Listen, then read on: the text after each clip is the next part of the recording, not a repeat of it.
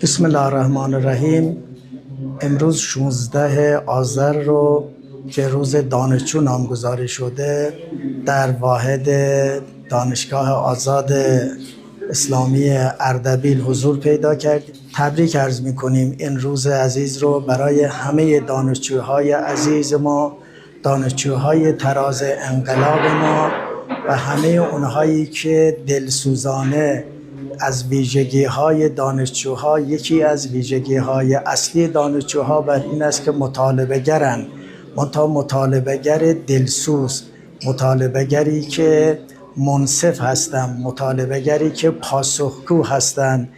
بر همه این دانشجوهای عزیزی که در جای جای میهن اسلامیمون دارن درس میکنن، دارن تولید علم میکنن، دارن دشمنی‌های دشمنان را خنثی میکنن، این روز عزیز رو تبریک عرض میکنم و امیدوارم انشالله همه ما، همه دانشجوها، همه اساتید، همه ما مسئولین بتونیم راه شهدای دانشجومون، راه عزیزانی که در خون خودشون و جان خودشون رو در راه اعتلاع نظام مقدس جمهوری اسلامی به خاطر